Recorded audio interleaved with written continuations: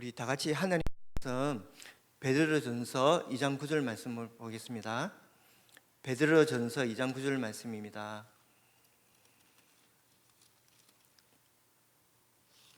야고보서 다음이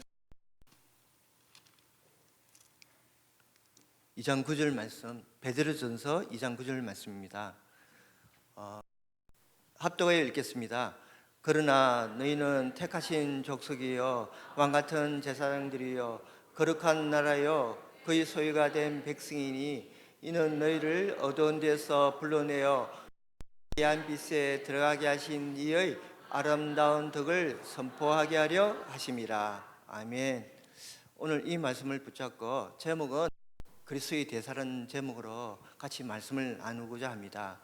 하나님께서는 저와 여러분을 왕같은 제사장으로 또 그의 귀한 빛을 선전한 자로, 선지자로 이렇게 부르셨습니다. 대사, 그죠? 우리는 부주하고 연약하지만 성삼위 하나님이 우리 삶에 우리 가운데 역사하시고 또 우리 배경이 나라입니다. 그리고 분명히 허강 근세, 사탄이 이길 건세를 우리에게 주셨습니다. 그래서 우리를 이 시대, 이 세상 살던 그리스도의 대사로 왕같은 제사장 또 선지자로 살도록 우리를 축복하셨습니다. 이사야서 6장 13절에 보면 이런 말씀이 나옵니다. 상수리 나무와 밤나무가 다 배임을 당해도 거루튀기가 남았는데 그 거루튀기가 이 땅에 거룩한 실화이랍니다. 복음 거루튀기는 당했지만 그의 뿌리가 있잖아요, 그죠? 그게 복음의 뿌리입니다. 복음의 뿌리를 가지기 때문에 배임을 당했지만 죽지 않고 그 거루튀기에서 새순이 돋아나고 나무가 돼가지고 결국 숲을 이루게 됩니다. 복음을 갖고 있으면 반드시 모든 것이 다 회복되는 이 말씀입니다. 그리고 스바냐 2장 7절 말씀해 보면 그 직임은 유다 족속의 남은 자에게 돌아갈지니 여호와께서 그들 벌사피사 사로잡힘에서 돌이킬 것이라. 복음이 힘해져서 교회가 문드는 시대에 없어져 가지고 장이 오는 이 시대에 복음 회복할 남은 자로 저와 여러분을 부르신 것입니다. 그리고 베드로전서 1장 1절에 보면 나그네는 많이 나오잖아요, 그죠? 기도권이 없고 또 연고가 없어도 또 나그네 같이 보이지만 복음을 전해서 현장을 살릴 전도자로 저와 여러분을 부르신 것입니다. 그리고 사도행전 11장 19절 말씀을 보면 흩어진 자들이 환난을 당해서 흩어졌지만 그 사람들이 안독교회를 세워가지고 세계복음화의 문을 열었던 것입니다. 그렇습니다. 저와 여러분은 하나님께서 대사로 지역사령관으로 또 현장사령관으로 여러분들을 세우신 것입니다. 이것이 성경에 있는 가장 이유 있는 사람들입니다. 그죠? 하나님께서는 이런 응답을 예비해 놓고 또 우리는 반드시 응답을 받을 것입니다. 그렇다면 이런 응답을 받기 위해서는 먼저 알아야 할 것이 세 가지가 있습니다. 첫 번째는 먼저 저와 여러분이 이 복음을 알아야 됩니다. 그죠? 성경에는 우리 인간을 양에 비유를 합니다. 이사야 53장 6절에 보면 우리는 다 양 같아서 그릇 행하여 각기 제 길로 갔거늘 여호와께서는 우리 무리의 죄를 그에게 담당시키도다. 이런 말씀이 나옵니다. 성경에는 우리를 양으로 비유합니다. 근데 양은요 다리가 굉장히 짧아요. 이 말하면 빨리 못 뛰겠죠. 또 멀리 못 뛰겠죠, 그죠? 사슴이나 토끼 같은 다리가 길어가지고 펄쩍펄쩍 뛰면서 이게 잘 행동을 하겠죠, 그죠? 동물은 다리가 짧습니다. 빨리 뛰지 못합니다. 그뿐만 아니라 또 눈이 어두워가지고 잘 못 본대요. 그래서 예를 든다면 양은 항상 목자가 지켜주는데 이 목자가 없다면요 이 양들이 맹수가 쳐들어오면 도망칠 수 없어요. 다리가 짧으니까 그대로 잡혀 먹습니다. 또 눈이 나쁘니까 오는지도 몰라요. 옆에 죽어가도 잘 몰라요. 그리고 또 어떤 특성이 있냐면 양무리 주는 게 리더가 있어요. 리더도 마찬가지죠. 뭐 별 똑똑하지 않은데 뭐 잘 안 보이고 이게 멀리 뛰지 못하지만 그 무리들이 그 양의 리더를 따라간답니다. 무조건 따라간답니다. 그래서 혹시 그 리더가 가지고 풀밭에 가다가 물을 찾아 다니다가 절벽에 떨어지면요, 그 뒤에 다른 무리들이 다 똑같이 떨어지. 이만큼 둔하고 자기 방어를 하지 못하고 무능한 것이 양입니다. 그런데 성경은 우리를 양으로 이렇게 비유합니다. 그리고 또 우리가 이렇게 절대 불가능한 존재이기 때문에 하나님께서 절대 강한 그리스도를 보내신 겁니다. 요한복음 10장에 보면 나는 선한 목자라 양을 위하여 목숨을 버리겠노라 그랬습니다. 우리를 구원하기 위해서 자기 목숨을 버리기 위해서 이 땅에 오신 분이 바로 예수 그리스도인데 그 예수 그리스도를 선한 목자라고 합니다. 이 양에는 목자가 절대적으로 필요한 존재입니다. 그래서 시편 23편에 보면 다윗이 합니다. 여호와는 나의 목자시니 내게 부족함이 없으리로다. 그가 나를 푸른 초장에 실만한 물가로 인도하신도다. 이렇게 고백합니다. 여호와는 나의 목자시니 내게 부족함이 없으라. 그가 나를 푸른 초장에 누이시며 실만한 물가로 인도하신도다. 전쟁이고 못 가진 그 풍경이잖아요, 그죠? 그런데 다윗이 이 시편 23편을 지을 때 자기가 목동일 때 지은 게 아닙니다. 목자하면서 목동노를 할 때 어릴 때 지은 것이 아닙니다. 또 왕이 돼가지고 천하 열방들이 자기한테 복종하고 종을 바치고 태평성세일 때 지은 시가 아닙니다. 사울왕 아시죠, 그죠? 사울왕한테 한참 쫓겨다닐 때 아무 힘도 없고 백인도 없고 삼천군사 사울왕이 자기 지파에 그 베냐민 지파에 정예 군사를 뽑은 게 3,000명입니다. 물론 전쟁이 일어나면 다른 지파들이 일어나서 수많은 군사들이 일어나겠죠, 그죠? 그 3,000군사 베냐민 지파 그 3,000군사들이 다윗을 잡으려고 쫓아다닐 때 시가 바로 시편 23편입니다. 여호와는 나의 목자시니 내게 부족함이 없으리라. 그가 나를 푸른 초장에 누이시며 실만한 물가로 인도하시노라. 정말 복음을 알고 복음을 누리던 다윗입니다.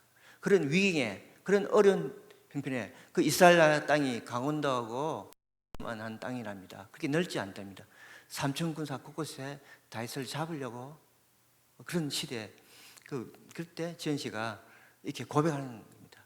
이 복음은 완전합니다. 어떤 가운데서도 어떤 환경에도 여러분을 해칠 수 없을 만큼 여러분을 망하게 할 수 없을 만큼 복음은 완전합니다. 이렇게 고백합니다.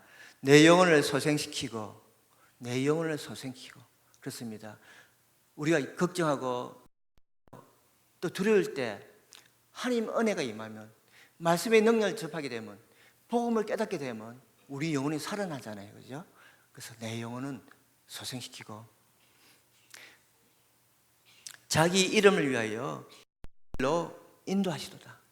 우리는 실패하고 우리는 넘어지더라도 우리는 바닥을 기더라도 하느님은 자기 이름을 걸고 우리를 의길로 인도하십니다. 그렇죠? 내가 사망의 엄침한 골짜기를 갈지라도 두려워하지 않을 것은 주께서 나와 함께 하십니다. 주의 막다기와 지팡이가 나를 안위하나이다. 나를 지키시는 것입니다. 이만큼 복음은 완전한 것입니다. 두 번째, 복음은 충분합니다. 주께서 내 원수의 목전에서 내게 상을 베푸시고 내 원수, 우리를 멸망케 하던 그 원수, 그죠? 우리가 하나님을 믿기 전에 구원받기 전에 얼마큼 사단의 종로라고 사단이 시키는 대로 하다가 고통과 슬픔과 아픔 가운데 살았습니까? 잘 되는 것 같지만 허무한 인생이었잖아요, 그죠? 그런 사탄의 목전에서 구원의 베풀어 주시고 기름을 내 머리에 부으셨으니 내 잔이 넘치나이다. 내 영혼이 하나님 주신 행복으로 충만하다 이런 뜻이죠. 내가 내 영혼에 충만이 임하니까 너무나 세상이 줄 수 없고 세상에서 얻을 수 없는 그런 행복을 느끼는 것입니다. 그렇습니다. 복음이면 충분합니다. 그리고 복음은 모든 것입니다.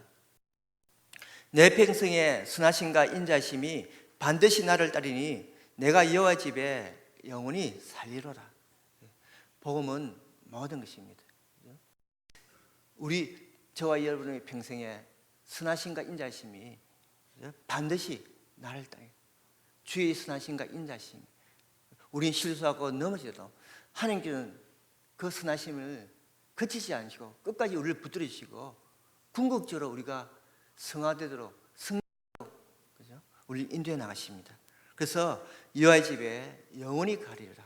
이만큼 복음은 모든 것입니다. 저와 여러분이 먼저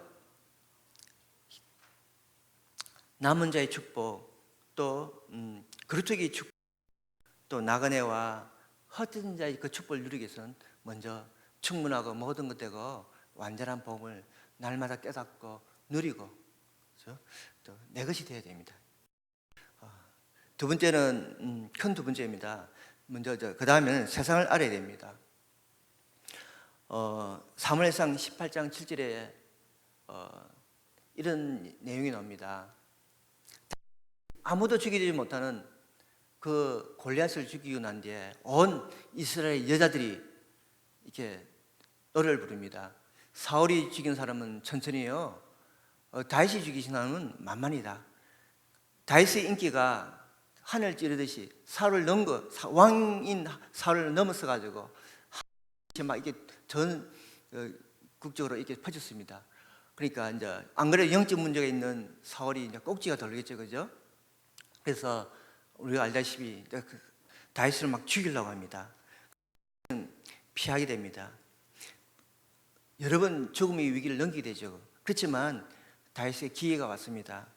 24장에 사무엘상 24장에 엔게디 굴에서 사울 왕이 들어와서 자게 됩니다. 그런데 그 안에 다윗이 있어요. 그런데 죽이지 않습니다. 부하들은 죽이라 하지만 하느님이 기름 부은 자를 내가 어떻게 죽이래요? 그죠? 그렇게 고백합니다. 또 26장에 보면 하길라 산길가에서 또 그 사울이 그 진영 가운데서 자고 있을 때 수루야 아비스하고 다윗하고 그 진영 가운데 들어가지고 사울의 옷깃을 베고 물병을 훔치 가져오잖아요. 그러면서 죽이지 않습니다. 그렇습니다.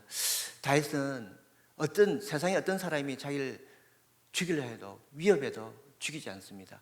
하나님의 직분을 인정하고 하나님께서 행하신 것을 기다리고 있습니다. 기도하면서, 그죠? 우리는 세상을 알아야 됩니다. 그죠? 또 사무엘하 16장 5절부터 13절에 보면 이런 내용이 나옵니다. 자기 아들 압살롬이 반란을 일으켜 가지고 자기 죽이려 할 때 물론 싸우면 이길 수 있습니다. 그렇지만 많은 백성들이 피를 흘릴까 싶어가지고 피하게 되잖아요, 그죠? 요단강을 넘어서 피하게 됩니다. 가는 길가에 누가 나타나냐면 사울 족속, 베냐민 족속에 시므이가 나타나서 다윗이 저주합니다. 다윗 시대가 끝난 줄 알고 피를 흘린 자여, 필요한 자여, 가거라. 이제 저주가 너에게 임했다고 막 이렇게 다윗을 저주합니다. 다윗 밑에는 일당백의 용사들이 많습니다. 요압, 아비새 당장 열받아가지고 왕이시여, 내가 당장 가서 저 비름물 자를 죽일 거야 하니까 다윗은 죽이지 말라. 이것은 이것은 나와 관계없는 일이다. 이것은 너희들이 아니고 바로 내 일이다. 하느님께서 내게 하시는 말씀이다. 그러면서 하나님께 고백합니다.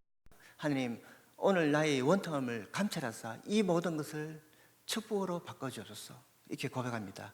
그래서 시편 141편 5절에 보면, 그죠? 의인이 나를 칠지라도 은혜를 여기며 또 책망할지라도 머리에 기름같이 여겨서 내가 이를 거절하지 아니하리라. 내가 그들을 위해서 기도하리라. 이렇게 고백합니다. 축복해주고 기도해줍니다. 자기를 죽이라는 저주하는 그 시므이를 도리어 축복해 주잖아요, 그죠? 그렇습니다. 하나님의 절대 주권을 인정하고 우리가 기도하면서 기다릴 때 반드시 승리하게 됩니다. 하나님 다윗을 모든 걸 다 회복시켜 가지고 전쟁도 쉽게 끝나게 하고 다시 나라가 든든히 세워지는 그런 계기가 됩니다. 그렇습니다. 우리 세상을 알아야 됩니다. 세상 사람들과 육신 삶을 할 것이 아닙니다. 세상 사람들은 복음을 알지 못하기 때문에 살아남으려고 남을 죽이서라도 살아남으려고 발버둥 치는 것입니다. 사단에 종로하며 또 12가지 문제에 빠져서 고통받는 사람입니다. 그죠? 그래서 우리는 세상을 두려워할 것이 아니라 또 세상이 아니라 영적 싸움, 그죠? 배후의 역사는 사단의 세력과 싸워서 그 세상을 살려야 할 그리스도의 대사로 여러분을 부르신 것입니다. 그죠? 세 번째, 또 우리는 또 교회를 잘 알아야 됩니다. 교회는 어떤 것이냐? 에스겔서 47장 1절부터 12절 말씀에 보면 성전에서 흘러나온 물이 발목에 장기전이죠. 그 물이 점점점 많아져 가지고 허리에 장기되고 가슴에 장기고 이젠 건너지 못할 강이 된지라. 그 강물이 바다에 이르니 그 바다의 물이 다 살아나리라. 모든 생물이 살고 고기가 심히 많으리니 각지의 모든 것이 다 살 것이다. 그렇습니다. 이 강단을 통해서 이 교회를 통해서 흘러나온 하나님의 말, 이 복음의 메시지가 가능무다 세상을 살리고 영을 살리고 또 현장을 살리게 된다는 것입니다. 이것이 바로 교회의 축복입니다. 모든 축복이 교회를 통해서 흘러나와 세상을 살리는 힘이 되는 것입니다. 교회가 거지의 재앙을 막고 또 영혼을 살립니다. 저 일본 선교사님 이야기를 들어봤거든요. 이런 말씀을 하시더라고요. 후쿠오카인가? 그게 지진이 일어났잖아요. 그죠? 그때 한 마을에 가오이 집이 30만 채가 있었답니다. 그러면 인구 한 100만 정도 되겠죠. 쓰나미 와가지고 다 무너졌다. 쓰나미가 와가지고. 근데 딱 두 개의 집만 이게 파손되지 않고 좀 온전했답니다. 한 집은 2층에 있었대요. 그래서 피해가 없었고 또 한 집은 반파됐답니다. 근데 그 집이 뭡니까? 바로 교회라고 하더라고요. 교회. 한 마을에 30만 채 된 집에 그 마을에 교회가 딱 2개 재앙이 올 수밖에 없죠. 우리나라 같으면 그래도 집집마다 한 집 건너 교회가 있잖아요. 그죠? 우리나라 교회가 있잖아요. 그죠? 일본의 실정이 그래요. 한 마을에 30만 채인데 교회가 2군데밖에 없답니다. 재앙이 올 수밖에 없죠. 그죠? 그렇습니다. 교회는 바로 그 지역의 재앙을 막고 영혼을 살리고 세상을 살리는 것이 바로 교회입니다. 그리고 역대상 29장 1절 14절 보면 성전 건축을 위해서 백성들은 자원하여 드렸습니다. 기뻐했어요. 온 백성들이 성전 건축을 위해서 자원하여 드렸다는 것입니다. 이 말은 무슨 말입니까? 하나님의 백성들이 원내스에서 하나님의 일을 하는 것이 교회인 것입니다. 그렇다면 교회는 잘못된 사람도 올 수 있습니다. 병정자도 올 수 있고 엘리트들도 와서 힘을 얻는 것입니다. 혹시 잘못된 사람이 있으면 그들 아직 복음을 모르기 때문에 그럴 수밖에 없다는 것을 우리는 이해해야 됩니다. 그죠?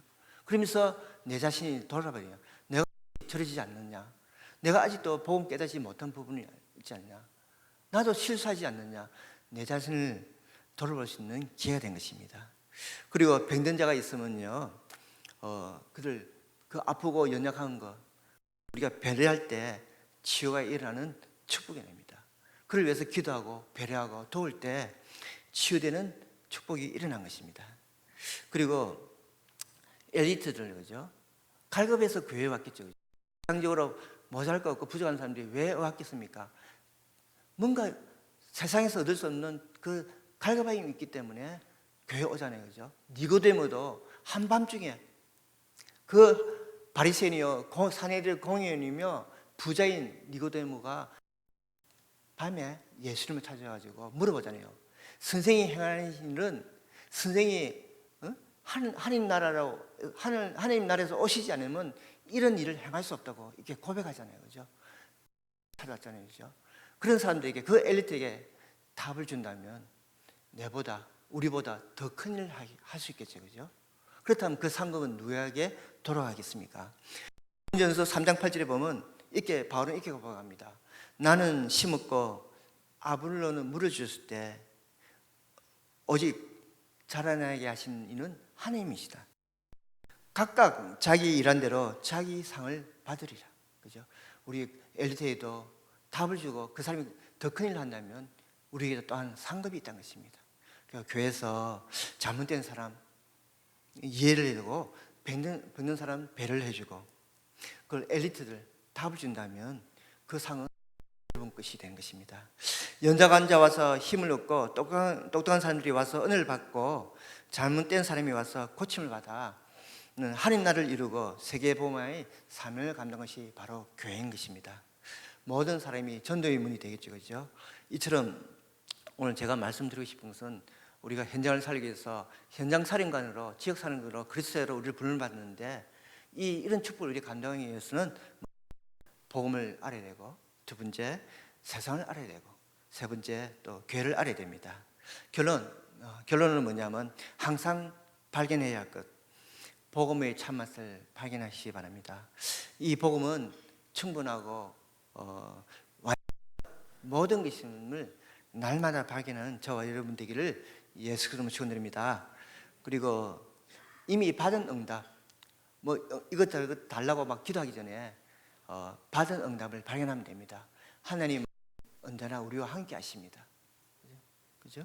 어떤 상황과 어떤 문제가 아니어도 하나님 함께 하십니다.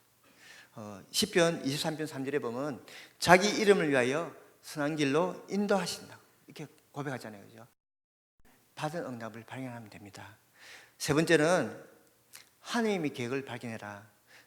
내가 사는 지역에 대한, 내가 있는 현장에 대한, 우리 가정과 가문에 대한 하나님의 계획을 발견하면 됩니다.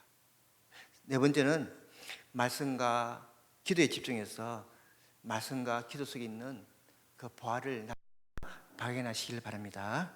다섯 번째, 또 가장 중요합니다. 미래를 발견해라. 우리가 살아갈 이유가 바로 하나님의 영광을 위해서 지금이라도 늦지 않습니다. 우리 과거 실패하고 잘못하더라도 지금 우리가 성령 인도받고 하나님의 영광을 위해 산다면 모든 것을 다 회복되어 승리하게 됩니다. 우리가 아무리 능력이 많고 똑똑해도 성령 인도받지 않는다면 그것은 실패하게 됩니다. 우리 미래는 하나님의 영광을 위해서 살아야 됩니다. 이런 미래를 발견하는 저 여러분 되기를 예수 그리스도로 축원드립니다. 우리 이 시간